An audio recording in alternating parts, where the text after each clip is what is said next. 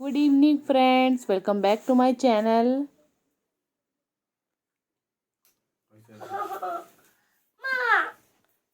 तो फ्रेंड, आज का जो इवनिंग का चाय है बहुत ही स्पेशल है क्योंकि आज मेरे हस्बैंड जी ने बना के दिया है। क्योंकि आज ना मेरे को थोड़ा सा सिर दर्द हो रहा था, तो मैं इनको बोल रही थी कि मुझे ना चाय पीना है बट आलस आ रहा है। तो वो बोले कि चलो मैं बना देता हूँ। तो अभी मैं चाय पी लेती हूँ और बेटू को थोड़ा सा पढ़ा रही थी। उसके बाद मैं जाऊँगी फिर से किचन में। तो अभी मैं चाय पी लेती हूँ।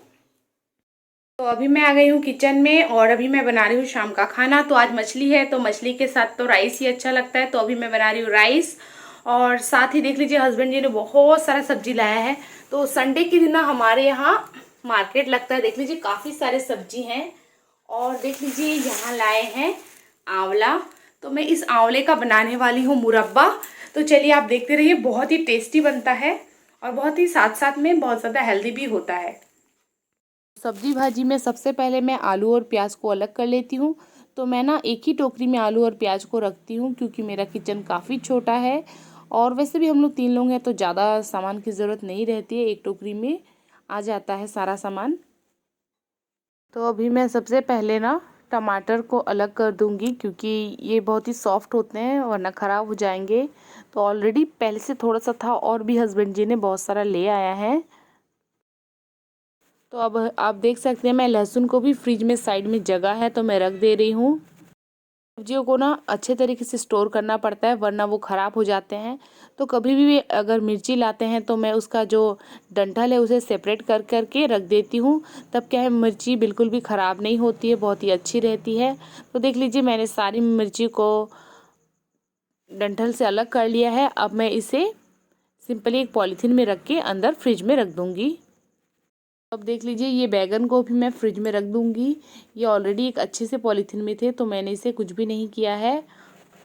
तो अब जो ये मूली है इसे भी मैं पॉलीथीन से निकाल लूँगी और मैं मूलियों को अलग कर दूँगी और इसकी जो भाजी है इसे भी अलग कर दूँगी। देख लीजिए मैंने सारी मूलियों को एक पॉलीथीन में रख दिया है और भाजी को मैं खाली ही फ्रिज में स्टोर कर दूँगी।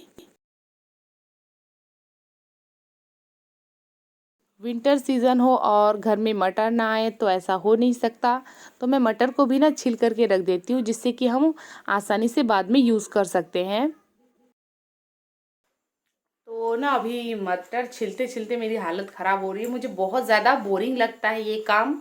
और मैं आपको एक बात बताती हूँ, मटर ना मेरी एक फ्रेंड थी, बहुत ही अच्छी क्लोज फ्रेंड, वो अभी अभी मेरे को 2-3 दिन पहले कॉल की थी। तो मुझे अचानक से उसका बात याद आ गया। वो ना मटर छिलते छिलते आधा मटर खा जाती थी। तो मेरी वो फ्रेंड अगर वो देख रही होगी तो अभी बहुत ज़्यादा हंस रही होगी। तो वो मेरी कॉलेज फ्रेंड थी, बहुत दिनों बाद उससे बात हुआ तो बहुत अच्छा लग रहा था। तो चलिए अब मैं मटर को छील लेती हूँ, अब करना तो है ही। तो फाइनली डन हो चुका है। अब मैं इसे भी एक पॉलीथीन में भर करके फ्रिज में स्टोर कर दूंगी। इससे क्या होता है, आप जब भी किचन में खाना बनाएंगी तो इसे आराम से यूज़ कर सकती हैं। और देख लीजिए मैंने हस्बैंड जी से मंगाया था मुर्रा। आप लोग इसे क्या बोलते हैं मुझे बताइएगा। इसे पफ राइस भी बोलते हैं, कई लोग मूढ़ी बोलते हैं और मुर्रा बोलते हैं।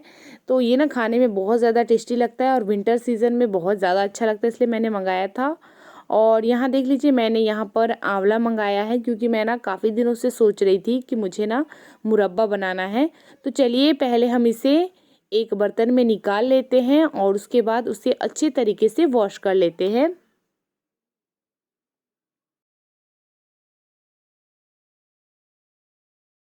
तो फ्रेंड्स, वो जो बर्तन लिया था मैंने वो बहुत ही छोटा हो रहा था, इसलिए मैंने इसे टब में डाल करके मैं 3 से 4 बार अच्छे से वॉश कर लूँगी। तो हमें ना एक फोक लेना है और उसकी हेल्प से आंवले में छोटे छोटे होल कर देना है। तो आप लोग देख सकते हैं मैं ऐसे ही सारे आंवले को कर लूँगी। तो जल्दी जल्दी से मैं कर लेती हूँ, फिर आपसे मिलती हूँ। तो ये ना बहुत ही टाइम टेकन वाला काम है बट करना तो पड़ेगा ही। तो देख लीजिए ये सब कुछ मैंने कर लिया है और अब मैं ना इसे इस अगेन गंजी में डाल दूंगी। और जब मैं ऐसा कर रही थी ना तो मेरे हाथ में ना एक बार वो चुभ गया था। चलिए मैं आपको दिखा देती हूँ, देख लीजिए। तो ऐसे तो बहुत ज़्यादा नहीं लगा है बट क्या हुआ कि मतलब आंवले का रस उसमें जा रहा था ना तो बहुत ज़्यादा जलन हो रही थी, तो इस वजह से ना और भी ज़्यादा लेट हो रहा है। तो हमारा भी ना डिनर कंप्लीट हो चुका है और देख लीजिए मैंने बर्तन वगैरह सब कुछ वॉश कर लिया है और अभी मैं इसे रैक पर नहीं सजाऊंगी, मैं इसे पानी झड़ने के लिए छोड़ दूंगी। तो कल मॉर्निंग में आकर के इसे जमाऊंगी। और हमारे यहाँ ना अभी काफ़ी ठंड पड़ने लगा है। तो आप लोग जो जहाँ से रहते हैं बताइएगा आपके एरिया में भी ठंड कैसी आ रही है। तो चलिए अभी मैं सब्जी वगैरह कट कर लेती हूँ, उसके बाद मैं आपसे मिलती हूँ। तो कल है मंडे, तो मैं कल के खाने की तैयारी आज ही करके रखूँगी, क्योंकि कल मॉर्निंग में हस्बैंड जी को जाना है काम से, अपने फील्ड में जाएंगे। तो वो बहुत ही सुबह सुबह निकल जाएंगे 8 साढ़े 8 तक। और बेटू को भी स्कूल भेजना है, सारे काम है। तो देख लीजिए मैं यहाँ पर सारी सब्जी को काट ले रही हूँ। तो मैं कल बनाऊँगी पत्ता गोभी मटर आलू की सब्जी।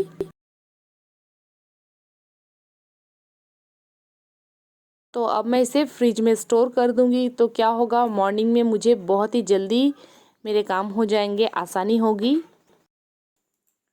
तो कल मेरे हस्बैंड जी को जाना है काम से मानपुर। तो वो मॉर्निंग में मतलब 8 साढ़े 8 तक निकल जाएंगे। तो उससे पहले वो थोड़ा सा खाना खा करके जाते हैं, क्योंकि सारा दिन के लिए जाते हैं। तो मैं उनको सुबह राइस बना करके देती हूँ और लंच में दोपहर के लिए मैं रोटी पैक करके दे देती हूँ।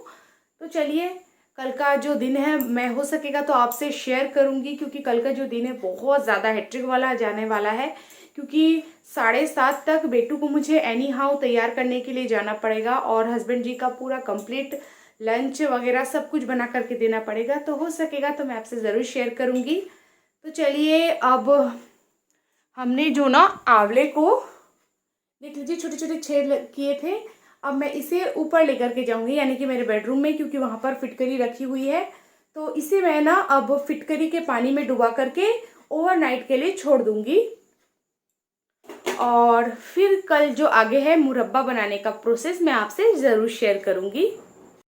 तो सबसे पहले जिस बर्तन में हमने आंवला रखा है उसे पूरा पानी से फिल कर देना है। अब इसमें मैं डाल दूंगी थोड़ा सा फिटकरी का टुकड़ा और इसे ओवरनाइट के लिए छोड़ देंगे। और कल बनाऊंगी मैं मुरब्बा। तो अभी वो बज रहे हैं रात के 11:15। मैंने अपना सारा काम वगैरह निपटा लिया है। तो संडे हो या मंडे हमारे लिए तो सब भाई एक ही जैसे जाता है। और अभी मैं घर मतलब ऊपर रूम पर आई तो अपना मोबाइल देख रही थी। तो मेरी एक भाभी ने मुझे बहुत ही प्यारा सा मैसेज किया है। तो सोच रही हूँ कि मैं आप सभी को पढ़ करके बता दूँ। वो खुद से लिखती है, बहुत ही अच्छा है और आप सभी भी इससे रिलेट कर पाएंगे, क्योंकि ये हर घर घर की कहानी है। तो चलिए मैं आपको सुनाती हूँ। तो मैं आपको पढ़ कर के सुनाती हूँ। भागदौड़ भरी जिंदगी में मुझको राहत का विराम कब मिलेगा, मुझको मेरे हिस्से का इतवार कब मिलेगा। रसोई की लड़ाई से, बच्चों की पढ़ाई से, बिजली और राशन के खर्चों से, पड़ोसियों के चर्चों से, गृहस्थी के मारामारी से, घर के जिम्मेदारी से, राहत का विराम कब मिलेगा, मुझको मेरे हिस्से का इतवार कब मिलेगा। चूल्हों के तपन से, मेहमानों के जतन से, दूध में उबाल से, लोगों के सवाल से, खाने के नुक्स से, तो अपने बिगड़े लुक से, मुझे राहत का विराम कब मिलेगा, मुझको मेरे हिस्से का इतवार कब मिलेगा। तो दोस्तों कितना सही कहा है। तो हम लेडीज़ के लाइफ में कोई रविवार कोई शनिवार सब वार एक जैसे होते हैं। तो आप लोग अगर कोई भी इस मेरे जो मैंने अभी जो आपको पढ़ करके सुनाया इससे रिलेट कर पाएंगे तो वीडियो को लाइक करना ना भूलिएगा। ये तो हम सभी लेडीज़ की कहानी है। तो चलिए दोस्तों आज का ब्लॉग मैं यहीं स्टॉप करती हूँ। बाय बाय, गुड नाइट, कल फिर मिलती हूँ आपसे।